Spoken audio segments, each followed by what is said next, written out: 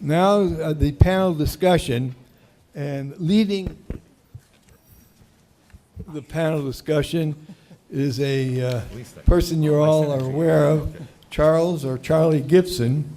And without further ado, I'll let him to take over. Charlie? Thank you. I don't know what the hell I'm doing here. What I know about genetic testing and the human genome, you could essentially write on the head of a pin in Old English script, and there would be room left over. Murray sent me a note. He said, actually, you don't need to be educated on this subject. Just listen to the speakers when they're there. And as he said, the speakers prior, I'm quoting actually from the note he sent me, the speakers prior to the panel discussion will explain everything. I think that's what he wrote. His handwriting is so miserable that I figured he had to be in the medical profession, that's the kind of thing he would put on a prescription note. But I did feel better when I got here and found that one of the sponsors is a tire company. I figure if they can sponsor something like this, then I should be okay. And I'm glad we had the intermission. For 19 years, I did Good Morning America, which was 2 hours of television every morning, which, as I've explained to people, is essentially an exercise in bladder control. And people grouse about the commercials. We loved them. There was a 3-minute break when we could get upstairs and use the facilities, but we had microphones we couldn't turn off. So the engineers would all report back to where we'd been for the previous 3 minutes. Anyway, we're going to start. I've got a couple of questions, but one of the things that interested me in all of this because, well, I guess I'm not supposed to have a whole lot of knowledge because I was in television, right? I mean, what can you expect television people to know? But one of the first things that occurred to me is that when you think about the possibilities of all this, we have had an ongoing debate in the last couple of years about causes of autism. And one of the things that's greatly concerned, when I started out, Tim and I have had conversations about this. You know, they were saying 1 out of every 1,500 children are in the spectrum. Then it became 1 in 1,000. Now it's one in, I think it's 1 out of 1 now has this. But the predictive, can it extend that far? The categories, I'm going to turn to Chris Walsh on this, the categories of the kinds of things you can find through this kind of sequencing is mind-boggling to me. And can we get into causes of autism in all this? Sure. Well, that's a great question, and I'm glad. Thanks for giving me a chance to address it. And well, Murray told me to ask it, but it actually did. Even though I'm a TV guy, it did occur to me anyway. well, I think one of the points that I think is worth emphasizing is the difference in applying a whole genome to a relatively healthy adult and to a really, really sick, disabled child, and that's something that was touched on by several of the talks this morning, but it's worth really emphasizing because the utility of this whole genome sequencing is really very, very different in those two settings. So, you know, when Robert gets his genome sequenced, he's a healthy person. He finds out some interesting information that can affect his behavior. But when we're talking about doing a whole genome sequence in a severely disabled child, the likelihood that we're going to find something that's very, very specific is much greater, and that really came through in David Miller's talk. So, you know, having a really sick kid is a rare thing, and most of the times when kids get really sick, they have a rare disease. And unlike most of the common diseases where there might be a slight contribution of a bunch of different genetic changes all throughout the genome and a large impact of environment, as Jeff Murray pointed out, for very severely disabled children, they typically have 1 or 2 or maybe 3 changes in their genome that really are have a huge impact and really define why that child is disabled. And so, in fact, for the sickest children, those are the ones where whole genome sequence or other sorts of genetic testing are the most likely to be specifically informative. And so in the case of autism, the kids that are most severely disabled with autism are also those that are most likely to have some rare change in the genome. We call them smoking gun mutations, where you can point to a gene and say, oh, that's the gene that's most likely to be causing this condition. And those are and so that's where, in fact, we can get the most traction with the whole genome. So really, there's a rough proportional relationship to how severely disabled a person is and the likelihood that they'll have a So we discernible expand the genetic spectrum change. all the time. I mean, Yeah. the spectrum seems to be getting wider and wider Right. from as very severe to very, very mild. Right. So what you're saying is in cases of severity, yes, it well can show up. And the other question is, what do we do with that? That's right. So the higher functioning autistic kids that are in school but are just kind of peculiar, or the very high functioning autistic people like me, for example, those are the people where it's more of a trait and where there might be many different contributory things, and none of them are specific enough really to give us a likelihood to really substantially change our management. But the severely disabled kids that have intellectual problems as well, those are more likely to be due to just one or two or maybe three rare genetic changes. And would it show up in fetal testing? Well, they would, except I think we'd need to study fetal testing to really know about what the sensitivity and the specificity is to know what to do with that information. I wouldn't want to be, every medical test requires that we understand how specific it is at a diagnosis, so it doesn't lead us on a bunch of wild goose chases, and how sensitive it is. We don't know that yet. Something, Jeffrey, none of you talked, you all made reference to cost, but none of you gave me any specifics. And I know it's a snapshot, and I know that this will change, obviously, as testing gets more common, et cetera. But what would what were the initials? The whole WGS. What would a WGS cost today if I had somebody who was who needed that, or who you felt needed that? Yeah, I think that there's really only one lab that I know about right now that's offering that as a clinical test, and they're charging about, I think if you did the all three people in the family, like the child and both parents, about $18,000. So 6,000 per, or do you get a volume discount I for think, three? yeah. I don't know how they do it. I don't know how they divide that up. As compared to the old-fashioned test, for example, the karyotype, that's probably around 1,500. The chromosome microarray is about 2,500, something in that range. Well, in the test of 10 people that you talked about, 10 patients that you're working with, you talked about the fact that the first boy that you referred to had a whole panoply of tests that you said cost multiple thousands of dollars. But I was curious as to how that did compare to what the WGS would cost. Yeah, I think that's something that we need to do systematically. But I would say the testing that he had probably added up to about $10,000, and there's another in-between option that I should mention when I talked about, you asked a number for the scanning the whole genome. There's the whole genome, which is every sequence, and then there's that whole exome, which is the 1% that's coding for the genes. That's being offered clinically for around $10,000 now. So That's the 3 million spelling changes that was referred to? yeah, that's like just the parts that make up the genes. Right. So it's not just the spelling changes; it's even the ones that aren't changed, that are the same as the reference Right. sequence. But it's that specific 3 million that you would look at in the $10,000 test.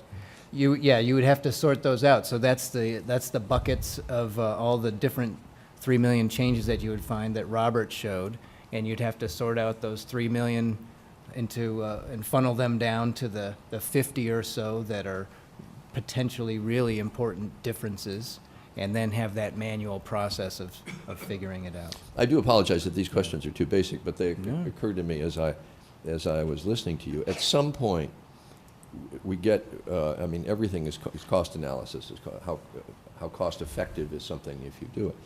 So at some point, we're obviously at the very nascent stages of understanding how helpful all of this is and how effective it can be in working with patients, and how predictive it can be for long-term health. But at some point, there's going to be a meeting of when it gets to be cost effective. And I presume that's a function, A, of getting the cost down, and B, knowing better how to deal with the results once you get them. Having said that, is there a way to predict when that graph meets? Everybody looks at everybody else. Don't all speak at once. By the way, I'm going to drop a name here, so I apologize for this. But we did, when I was still at ABC, we did an hour in the East Room with the president. ABC was very anxious to get an interview with the president. Healthcare debate was just beginning. Tim was there. We did an hour in the East Room with the president. And then we did another hour in the Nightline time frame. We did 10 to 11 and then 11:30 to 12:30. And simply had questions from me and from an audience about the president, about where healthcare would wind up. It didn't wind up where he was talking about that night, but anyway. And we still don't know in some sense where it's going to wind up. But he came down. We were able to do the evening news that night in the Blue Room. And so we had about 3 hours to kill between the end of news and the broadcast. And the president came down, and he was just there to shoot the bull. And I said, Mr. President, we're going to have 2 hours, and that sounds like a lot of time. But with all due respect, your first answer at your news conference yesterday was 8 minutes and 30 seconds. I timed it. And we can't afford that. And he looked at me for a long time, and he said, your all due respect is noted. And I thought, well, that's the end of a beautiful friendship. So we'll move this along, is really all I'm saying. Go ahead. All right, so trying to address that, cost effectiveness is tough because there's moving parts on both sides. The cost equation, maybe around 9,000 per whole genome today. I thought it was closer to about 1,000 for whole exome, Clea. Did I get that wrong? Well, I think that if you're doing it as a research basis to get the actual sequences generated, Yeah. but clinical laboratories have an additional Okay. expenses in terms of, interpreting the data, paying people's salaries to Okay. interpret the data. So and that somewhere sort of thing. between a couple thousand and 9,000 for exome to genome sequencing, but all these technologies are saying they're going to reduce it to like a couple $100. So that's one moving part. But the big moving part How is, soon? well, they say soon, but they're trying to attract investors. The big moving part is the effectiveness part, because and that takes lots of research in almost every case, and you see how many different variables you can get out of a genome. So effectiveness for diagnosing an autism case, effectiveness for pharmacogenomics, which could play out over your entire life, effectiveness for reproductive choices, effectiveness for changing your behavior and reducing diabetes and heart disease. So it's going to be really tough to measure effectiveness and answer that cost effectiveness question. Charlie, can I just add a couple of numbers to what I said earlier? Almost all health economists in this country estimate that somewhere between 20 and 30% of what we do is the word they usually use, unnecessary, meaning it hasn't been proven to make a difference in the outcome. Well, if you're talking about 30% of $2.7 trillion, you're talking about $800 to $900 billion. And so we're already way over the edge in terms of unnecessary. So anything that comes along of this sort is going to be under increasing pressure to prove exactly what you're talking about, cost effectiveness. Let me ask a Brave New World question. I just had a grandchild. When her grandchildren are born, will this be a matter of course? And will this be a map of this child's basic makeup that will be determinative of how the medical profession approaches that child for life? Yes. Yes. So basically what you're going to have is a medical fingerprint of that child that will be a long-term predictive of how that child's medical history will evolve and what should be treated short-term? Well, I will make this point about it, not the genetics not being deterministic of everything that happens to you. So for all the rare single gene things, it'll be absolutely predictive. But for all of the complex traits, whether she's going to get asthma or high blood pressure or have a stroke, that's much more than what's going to be in at least the nuclear genome as we look at it now. And you made reference to the fact that there will be mutations or alterations in that DNA as the child matures.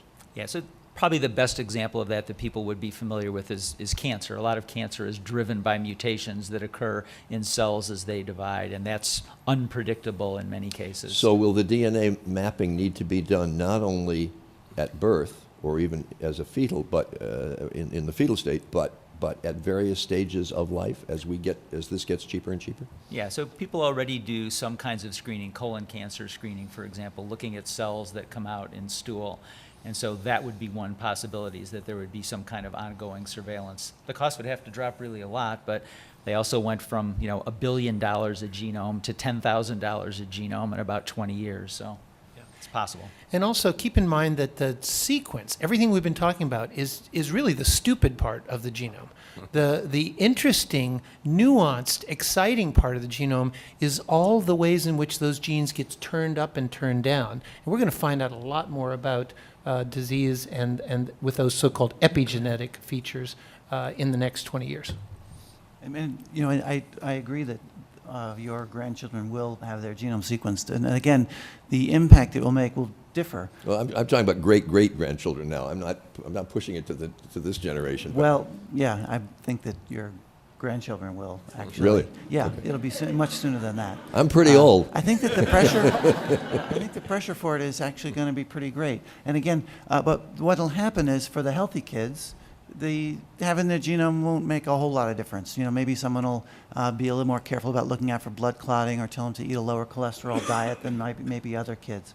So for the healthy kids, it won't inform what they do all that much. But for the severely ill, but what'll happen is all of the kids will be getting their genomes sequenced in order to hunt for those kids where it really does make a difference. For the 1% of the kids that have a severe disability, to try to recognize that and diagnose it as fast as possible so we can jump on those kids and try to do everything we can to optimize. Before I turn to the questions that you've submitted on these cards, I'm going to ask another personal question, since I don't get a shot at 4 experts very often, 5 experts very often. But, and I'll tell a little story. The grandchild that I had just delivered 3 weeks ago is an in vitro baby. And I don't know this crowd well enough to tell the story, but I wrote a friend of mine who runs the Fox Business Network. And I said to him, I remember Louise Brown just 40 years ago. And to me, in vitro fertilization, I know it's common as anything these days, but it's still a miracle to me. And he wrote back and said, yes, it is a miracle. But he said, I consider actually the regular means of fertilization to be a miracle as well, especially while it's happening. But the extraordinary thing to me about this was they said to my daughter that there had been significant tests on the embryo prior to its implantation. From that little dot that I saw in a petri dish, they knew so much. How the hell did they know that? And can I be confident of the results? No, that has become a very well-established form of clinical testing, and it's called pre-implantation genetic diagnosis, or PGD. And what they do is they take the embryo when there are just about 8 cells, and they're able to remove 1 cell without harming the embryo, and then use methods in the molecular lab to amplify up the DNA and read the sequences with very good accuracy and reproducibility to look for genetic changes. Now, it's not possible yet to do a whole genome sequence on that small amount of DNA that you get from 1 cell, but if you know what you're looking for, you can certainly do that type of testing. Okay, currently. end of the personal questions. I won't Yeah. disturb you. This is a question that comes from the audience. As exome or genome sequencing was mostly presented by the speakers as positive, exciting, and worthwhile, and the public and patients generally looked to the experts for reasons why or why not to do a test. Can you present incidences or circumstances or reasons why people might not want to choose to have this type of sequencing at this time? Well, Go just ahead. briefly, I mean, Roberts and others will be even better at this, but there certainly are people who don't want to know what their risks are. I mean, people didn't want to know what their HIV risks were. People don't want to know what their risk is for Alzheimer's. So there are a subset of people who find that information more scary than useful. And so that's a risk, and the potential, you can certainly talk about this, but if it's forced on people and they don't want to have the information, then that's a negative thing for them. Anybody else? Go. Well, I agree. I mean, there are lots and lots of people who don't want to know this information. There are people who are concerned about discrimination. There are people in our particular medical system who are very concerned lest this get into their medical record. So as you said, Jeffrey, there are lots of reasons.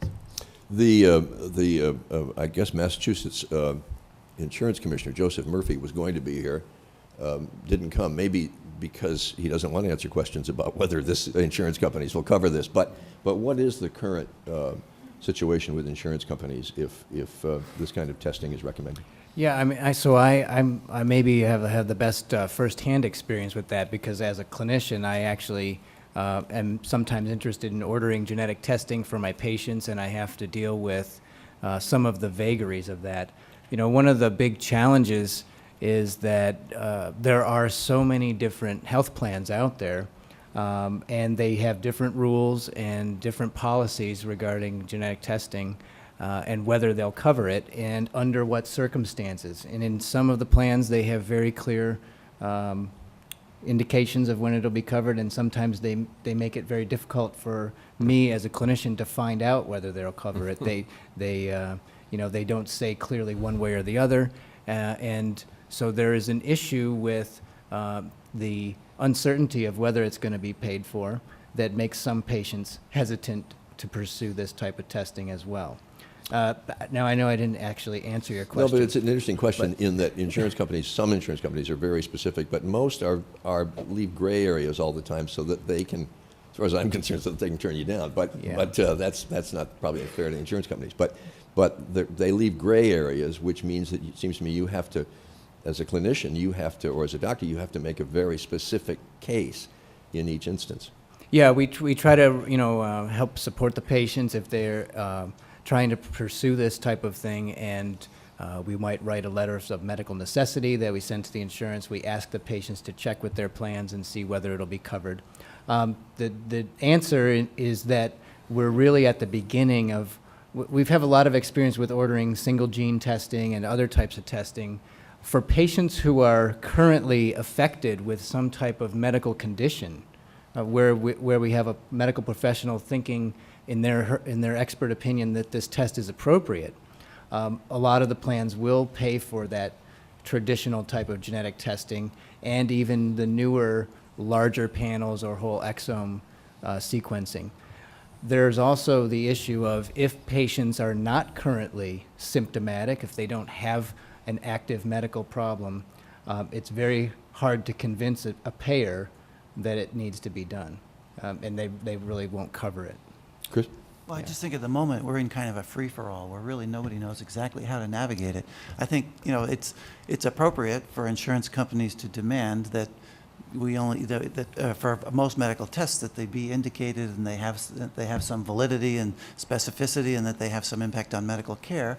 We know from doing whole exome and whole genome sequences that in some anecdotal cases, or definitely in some cases, it can change medical care, but I don't think anybody knows how often that is, how frequently that is, and how much difference that will make. And so I don't think really anybody knows quite how to navigate it. And so some insurance companies pay for some patients at some times and don't pay for others, and it doesn't seem to make much sense, but I think that's just because we don't have enough information. Well, I was very struck when I asked if this is going to become basically a map for your future exposure to the medical industry. Both of you said yes, that we're going to get to that point where this is routinely done with everybody at birth, I guess is what you're saying. And at that point, I suppose we wouldn't be there if insurance companies weren't at that point willing to cover it, and that we'd gotten the cost down to a reasonable point where, as Tim said, it's not going to break the bank of the United States. I think part of the yes, for me at least, was that the at-birth phenomena will be able to replace a lot of newborn screening that we do already that has a cost associated with it. And when the cost drivers bring it down to $100, it's going to be the same cost that we're spending now to do 50 tests, and you'll get the results for 20,000 in essence, or certainly 1,000 or more. So some of that will be genuine cost effectiveness of the testing. And then to pick up on something that Chris said earlier, and actually Robert too, this sort of idea that the environment also modifies this I think there's at least some hope that going forward that these things where we can't make these 100% accurate predictions about whatever, stroke, high blood pressure, that the epigenetic component of that will be environmentally modified in a way that we may be able to better understand and actually then engage in those environmental modifications. People already know that, diet and exercise and things are good for you and smoking is bad for you, and we may be able to be more specific about those environmental modifications, and that's probably going to be safer and easier for people to do than genetic modifications will be, at least in the short term. So much of what we were doing in the media, as Tim will attest, particularly involving cancer treatment, we began to talk, I guess, a few years ago about how personalized cancer treatment becomes and how individualized it becomes. We have a question here that really relates to that. The role of gene analysis in cancer treatment to select the most appropriate chemotherapy drugs. Are we there yet? Are we soon to be there? Again, don't all talk at once. I'm not a cancer specialist per se, but I know that in some cases we are there. There are some examples where patients with cancer have a specific mutation in their tumor tissue, which makes that tumor very susceptible to certain medications. So there are clear examples, and there's the anticipation that as we expand our knowledge of which mutations are important for particular cancers, it will increase the number of drug targets and lead to those types of therapies. And we did a story on World News, whenever it was, several years ago, about the mutation for lung cancer that Mass General came up with and could treat specifically, and patients watching that report got that treatment as a result. Very dramatic success with a very small number of lung cancer patients because of identifying a specific mutation. Right, so again, it's a little bit of a free-for-all where you can point to cases where the genetic changes in the tumor absolutely direct treatment and can be a matter of absolute life and death and can be completely determining. And then there's lots of other cancers where the genome is much less informative and where patients are still treated by the same old method, the same old drugs we were using 5 or 10 years ago. And every year there's going to be more cases of cancer that are in the former case and fewer that are in the latter, but we don't know how long it's going to take before the genetic sequence of a tumor will always direct management. I think that's fair to say. And right now, the Cancer Centers of America, you've all seen their aggressive ads, are advertising very specifically that they will now test you genetically for your risk for cancer. No ifs, ands, or buts, no qualifiers. Put up the 800 number. I'm sure they're being deluged with calls. It's very, very recent advertising campaign on their part. As you get more specific kinds of treatment and chemotherapy drugs are used in this personalization of treatment gets to be used in fewer and fewer patients, is it going to impact the development, since research dollars are so scarce these days, is it going to impact the development of new chemotherapy drugs because they'll be used on fewer and fewer patients? Am I out in the middle of nowhere on that question, or is that indeed a problem? It's certainly a legitimate question. There is this intermediary stage between the application in treatment and the sort of discovery process where you use the genetic findings to subcategorize people into, what we would call different clinical states or different phenotypes. And in that early sort of clinical trial stage where you're trying out different medications and different drugs, that ability to stratify people into different groups will let you target those drugs more specifically. But yeah, it seems like it certainly seems a legit, it's hundreds of millions of dollars to bring a drug to market, and if the market for that is going to be increasingly small, it's going to be tough to get people to invest. Right. On the other hand, and I think Dana-Farber's a big leader in this, and Mass General locally, is the ability to drop the cost of that kind of screening by looking at cell lines from particular types of cancers and looking at their gene expression profiles, how the genes are turned off and on. And so the screening for those drugs may itself become much more cheaply available than it has historically. So there may be another driver that will bring down the cost. There are so many sort of brave new world questions in all of this, but this is really one. How many years away are we from gene replacement therapy? It depends on how you define gene replacement therapy. I mean, if you're talking about, bone marrow transplantation for genetic diseases, that's something which is, already active in many places. If you're talking about taking someone's cells and then modifying them and putting someone's own cells back into them, I think that's now in clinical trials at least. I don't know if anyone else can comment on that, but. Certainly for myocardial muscle disease, it's already in trial, and I have no idea how many else are doing. We don't know often what's going on until a certain stage of publishing or public knowledge. Way in the Brave New World aspect, this obviously can long-term, since we're so on the cutting edge of all this, and the possibilities are so endless. Can we get to a point where we are extending life and preserving life too long?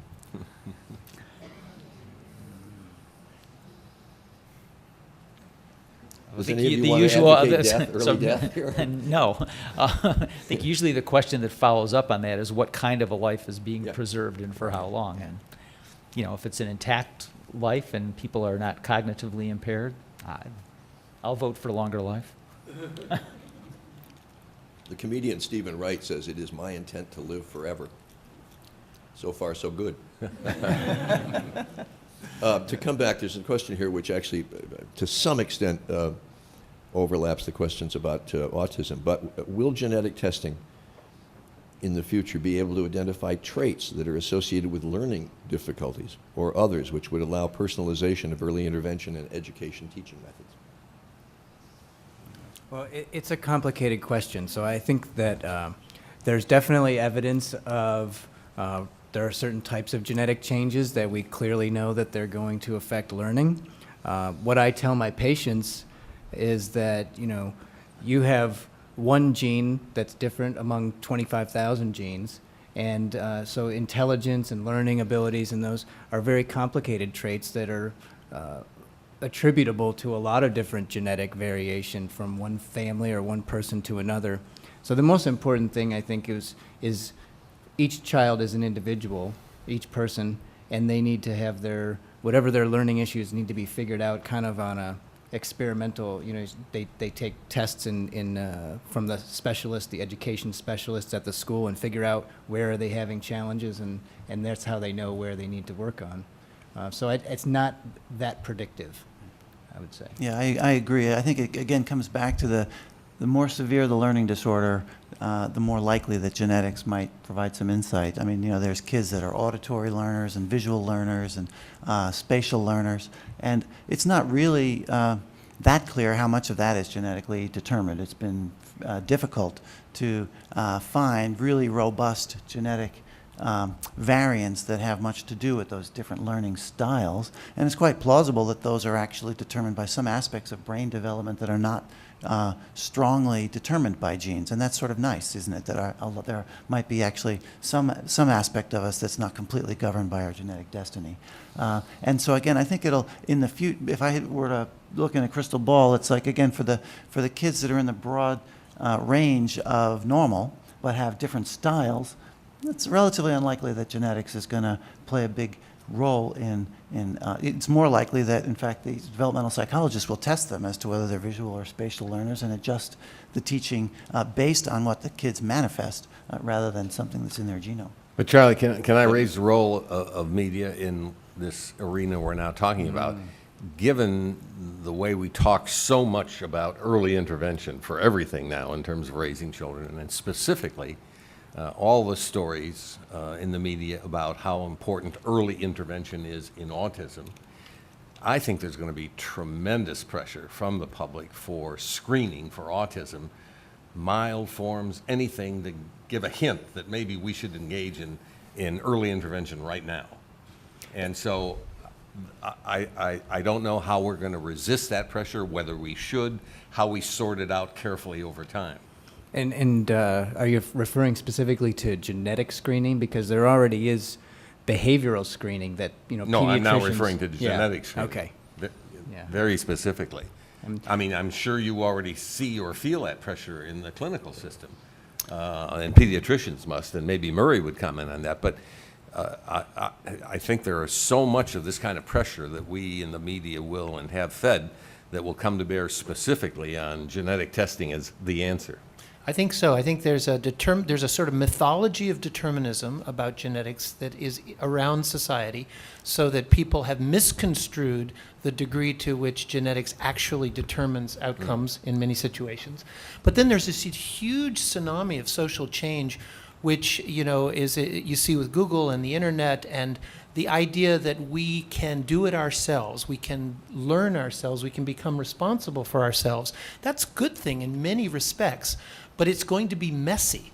There's going to be people who want to learn information about themselves genetically, and they're going to buy products that other people are going to put out there with more or less evidence. So I talk about the direct-to-consumer companies that have tried to do a very legitimate job of providing scientific information, but there's a whole bunch of bottom feeders that are out there providing genetic tips on dating, makeup, vitamins, and whether your dog or your child will become a sprinter or a long-distance runner. So, we're going to have, it's going to be a very messy sort of scenario, I think, to play out.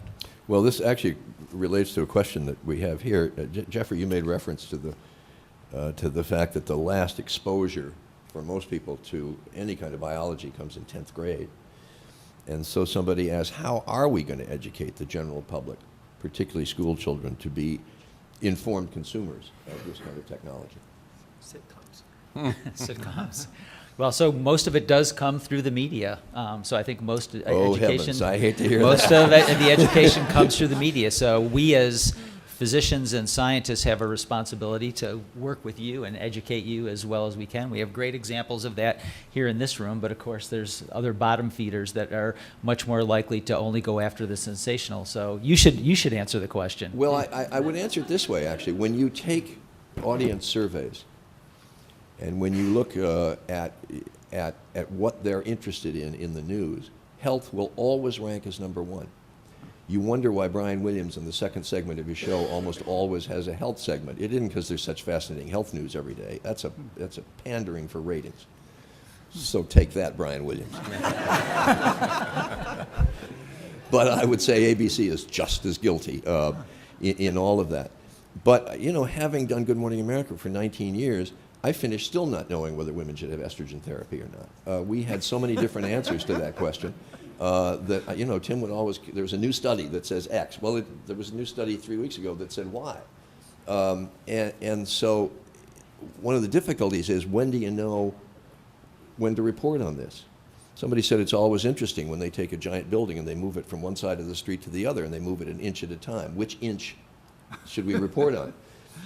And that's true with this. It's so evolutionary, all of this, that we really struggle with what to report. And I think in many instances we err on the side of reporting too much, strangely enough. And the estrogen story is absolutely a classic example of where, when the first reports start coming up from the Women's Health Initiative, they had blaring headlines about long-term dangers. And then they started mining the data more thoroughly and deeply and in new ways, and came out with more subtle messages. And the latest iteration from Joanne Manson up the street in her group was just this past week, where they have still another set of recommendations. So it is totally frustrating, not only to those of us who try to do a thoughtful job of reporting, but can you imagine for the public? But I say sitcoms only partly facetiously. Right now, if you saw a sitcom plot about somebody's dream, and there was a joke in it about how the unconscious desires were coming out in their dreams, we'd know exactly what that was talking about, because the idea of Freudian dreaming and the unconscious has diffused into our society, and we take it with a laugh. But when that came out, it was truly disruptive and revolutionary. In the same way, once sitcoms are dealing with topics of my genetic risk and playing with the idea in a way that familiarizes us all with it, both with the strengths and the weaknesses, I think we'll be in a much better shape. Well, the TV shows that probably include genetics just constantly are all the CSI type things. So in the forensic area, right. and they convey this sense that you you take something from a crime scene, you put it into a machine, and 5 minutes later you have all this information about the person, which isn't true. It takes more than 5 minutes in the machine, but it also feeds into this deterministic thing. It is very good at doing identification. You really can tell whether a sample comes from a person, but we know from O.J. Simpson and many other examples that there's a lot more to it than just what's in that DNA. Yeah, you can have the DNA testimony, and then if the glove doesn't fit, you still Yep. acquit. But I don't want to get editorial about all that. Let me ask another insurance question that comes from the audience, but it's a good one. Because I was asking, will insurance companies cover this? But there are so many implications, obviously, of all of this for insurance. This is worded in the audience question this way. With discovery of HIV, insurance companies required HIV testing to obtain life insurance. So what's going to prevent genomic screening as it becomes more and more commonplace and as we have this map, which follows you for the rest of your life? How is that going to affect people's abilities to get insurance? What's going to come down the pike on that? Well, first you'll make the distinction. So there's a big distinction between life insurance and health insurance. Life insurance is not life. That's how life insurance companies make their money. They ask you whether you smoke, whether you're HIV positive, whether there's glucose in your urine, all those kinds of things. I don't think that's going to change. They'll be able to incorporate genetic risks into their metrics for determining what your rates are going to be charged. And there's probably a sense that life insurance isn't quite the same right that everybody should have as health insurance. Health insurance is a different story, and I think Affordable Care Act largely addresses Yes, that issue. designed So- to address it. Yeah, and in fact, life insurance already does incorporate genetic information because when you sign up for it, they ask you all kinds of questions about your family history. And we know that family history is a very important predictor of disease risk. So, to some extent, genetic testing or having genetic knowledge in the form of a molecular test result is just an extension of having knowledge about your family history and your genetic predisposition to disease. We may have a life insurance expert, but suddenly I'm thinking they call that process underwriting, right? I guess it's to determine how soon you're going to be 6 feet under? Is that what they're doing? I mean, anybody know the answer? Let me turn to this, Dr. Murray. Jeff, can you expand on your remarks concerning prenatal genomic diagnosis, particularly the cons? Yeah, so first I actually want to pick up on something that Chris said, and I do want to reinforce the disclaimer that he made. First, to the cost question, as a research cost, it was estimated that it was about $50,000 a person from the cost on the research side. And then secondly, this is way far away from prime time. It's not something that's available now. It's only been reported in a handful of people, and there's a huge amount of work that needs to go to determine its sensitivity, its specificity, ultimately the clinical utility. That said, the technology does hold the promise for being able to detect all the single gene diseases that are now make up the bulk of the newborn screening tests that are done. So newborn screening tests, most of the tests that are done are looking for autosomal recessive diseases, very rare, but that can be addressed through combinations of nutritional and metabolic interventions. And it certainly could replace that.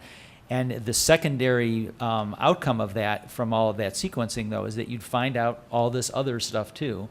Your BRCA1 and BRCA2 status, your ApoE status, all of the other things that we've mentioned earlier that people might not themselves want to know about, and where the fetus isn't even having any input whatsoever as to whether they'll know about it. And for some of those, particularly the things that can manifest as dominance, like the tumor suppressor genes, if the fetus has it, one of the parents must have it as well, except in the very rare new mutation cases. So there's secondary information that's coming back to the family that's coming out inadvertently because the fetus has been tested. So that's a potential big con, is how that's going to affect other family members. And parents may not want to know it, siblings may not want to know it, et cetera, et cetera. Just to kind of build on that, the cost of misunderstanding is very different with different situations. The cost of misunderstanding your risk of diabetes or heart disease if you get direct-to-consumer testing might be quite modest. You're just under a misapprehension about it.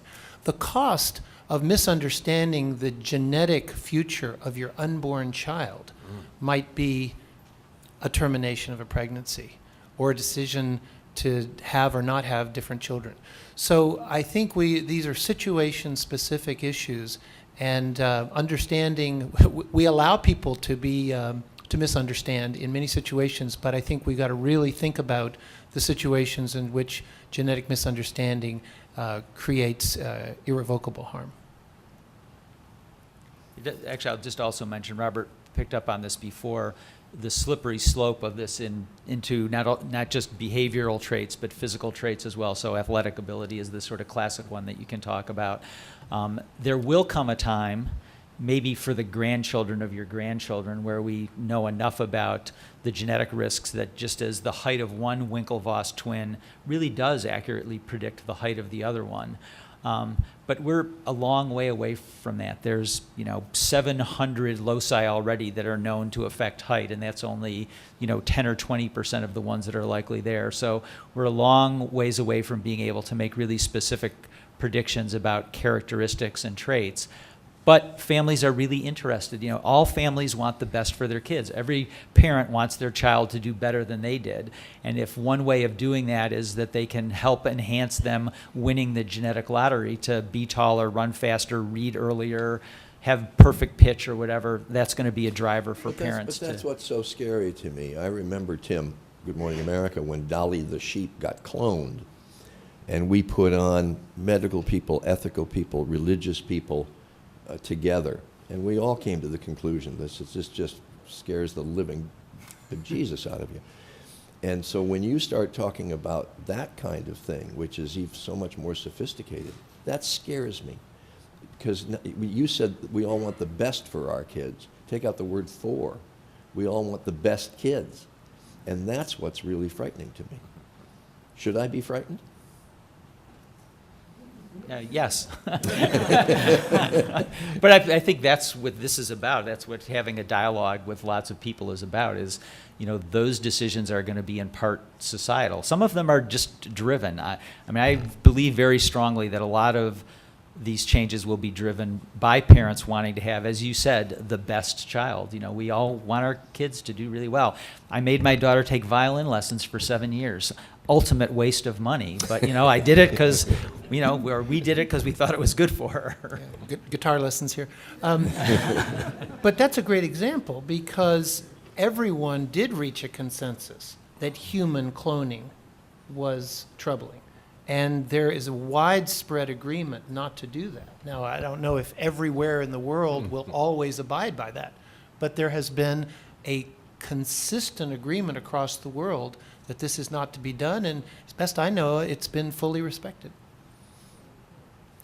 Let me come to research dollars in all this area. As somebody very closely associated with my university, which depends a lot on research dollars, the drying up of research money in basic research money is frightening, what's going on.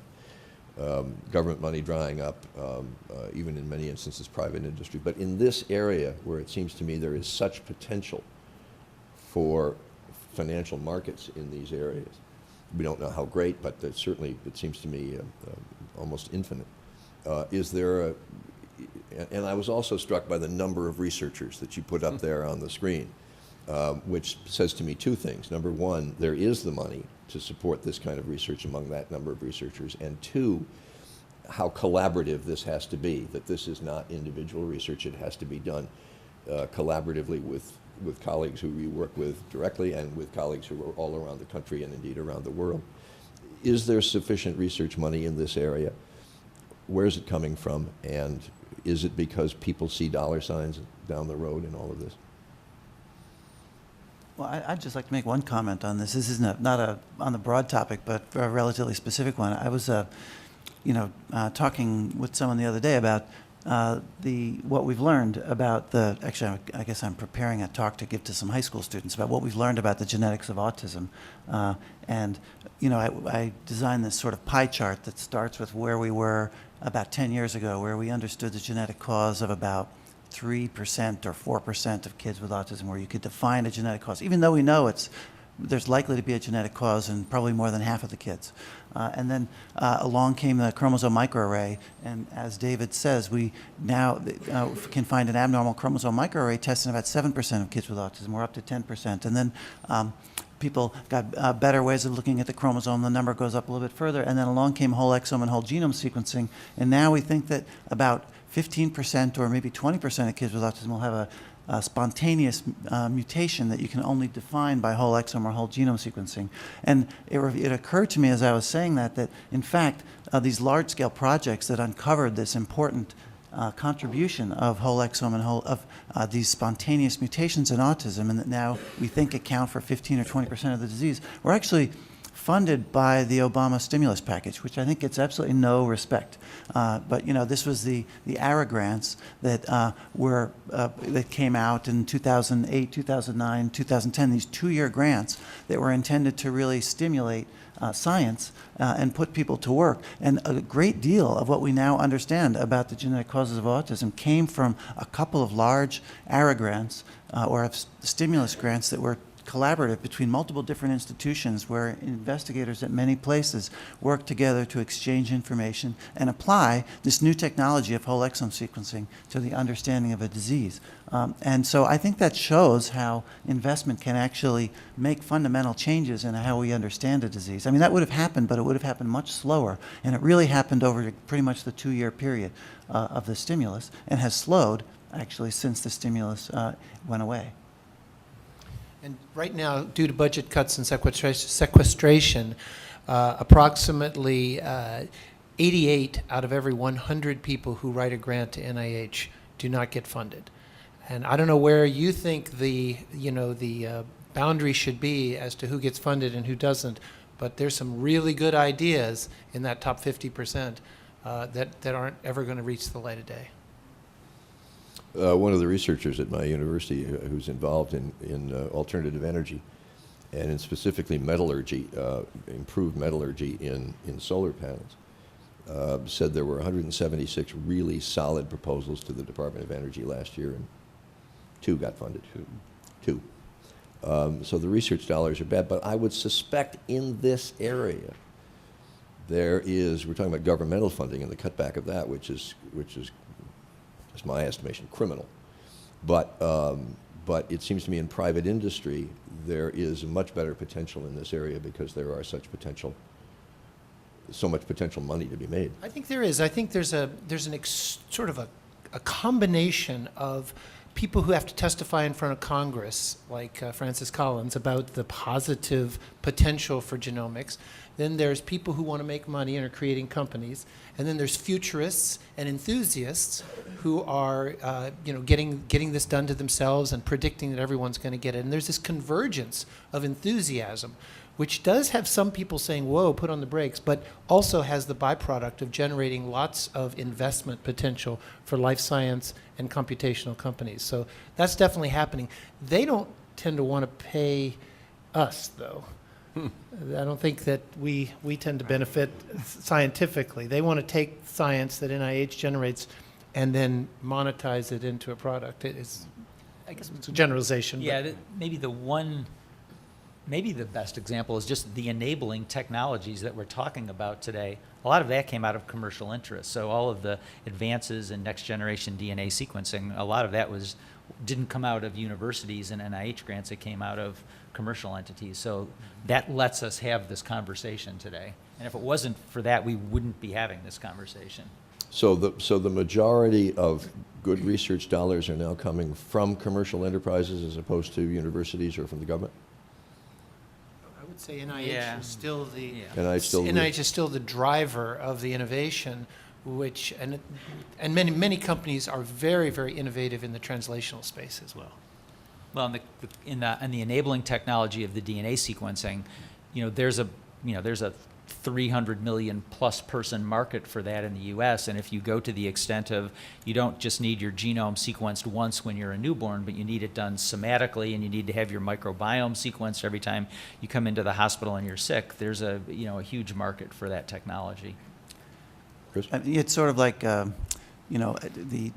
the market in DNA sequencing is analogous in many ways to the market for computers. I mean, we know that every 6 months or whatever, according to Moore's law, that the computing power of computers doubles, and that's been reliable over the past, whatever, as long as there's been computers, 15 or 20 years.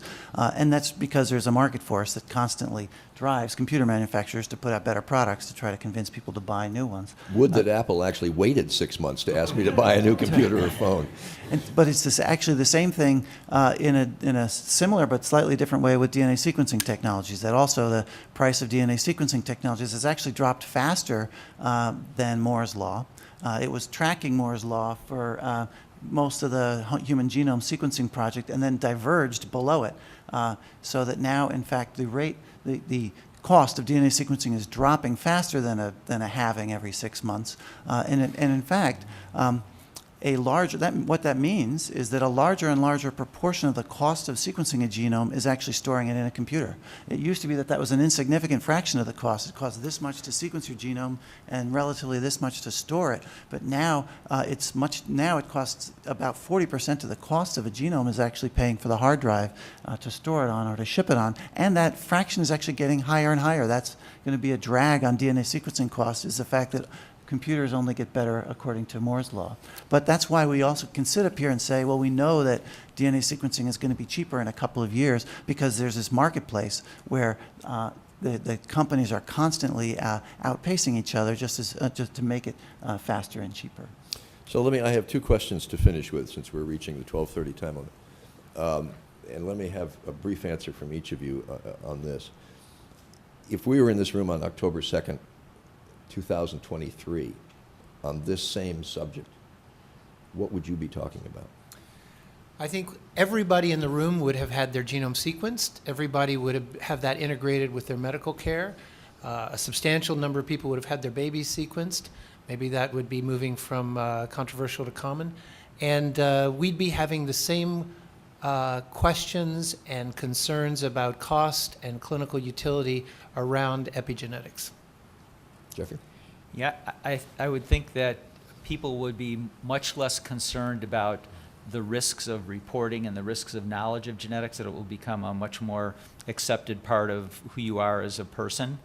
I would slightly disagree. I don't think in 10 years that everybody's going to have had their genome sequenced, but I do think that the progress towards making that a routine part of newborn care will be well underway.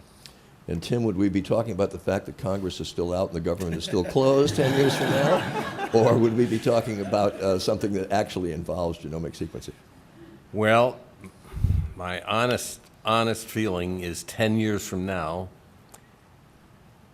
healthcare costs are going to be so high in this country that there will have been by then an emergency meeting in Washington like they had for the banking crisis. And out of sheer desperation, they will probably vote to expand Medicare to cover everybody just to get the pipeline in one place. And there will be a lot of discussion about what we can afford to do and what we should be paying for, because we are facing at that point bankruptcy. As George Stephanopoulos put it to me one day, Tim, healthcare costs are going to mean someday we can't sell our bonds on the marketplace. And so you think we'll be in a single-payer system in 10 years? I think out of sheer necessity we will be. It certainly won't happen through the political process for all kinds of reasons, obviously. And I'm not saying it's my favorite answer. I'm just saying, out of sheer necessity, I think that's what's coming. But one person's opinion. Chris? Well, I'm old enough to, I'm trained as a neurologist, and I'm old enough to have been around when we first started using MRI scanners in neurology. And at that time, people would say to us, what's the point of getting an MRI scan? The insurers would not pay for it because they would say, how is this going to impact your medical care? The patient's had a stroke. You know they've had a stroke. How is that actually going to change your management of that condition? And people must be looking at me like I'm some dinosaur, because MRI has changed so many aspects of how we do medicine. Now we can't even think about practicing medicine without doing MRI scans. It changes not only our understanding of the disease, but early recognition, and so many different changes. And so I think in 10 years, we'll be having the same sort of conversation, thinking, how quaint and funny it was that 10 years ago, people were in some way uncertain that sequencing our genome or sequencing our exome would have a major determining factor And by the in way, our approach to medical care. the single-payer enterprise may well decide that is money very well spent compared to some other things we're doing.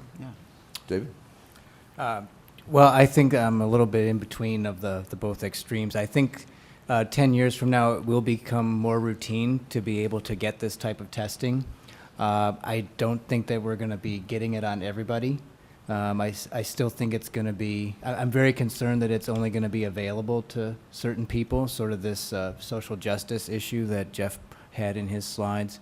And I think we'll still be working to continually demonstrate the effectiveness, sort of clinical effectiveness of the testing in order to justify the cost of it, but in some subset of patients because of the issues that Tim brought up.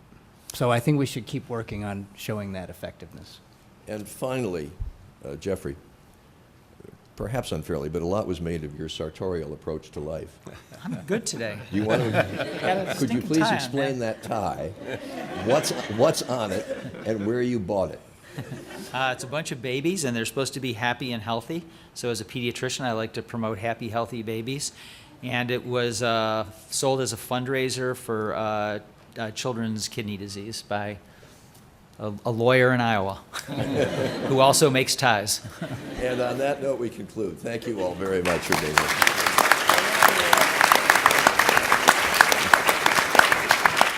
I want to thank our participants. I think you people have gained the benefit of their knowledge, and they've done a tremendous job.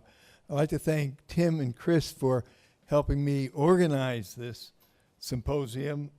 I want to thank Charlie for traveling and doing a great job, as we all knew he would. He questioned, but I knew he'd do well. And I want to thank Jeff Murray for traveling all the way from Iowa. Not only to sandwich in between, he just came back from some, who knows where, and only in a week or two he'll be back to be in charge of the American Society of Human Genetics. And I want you to thank you very much, Jeff, for taking that time. And I want to thank you all for joining us. Thank you very much.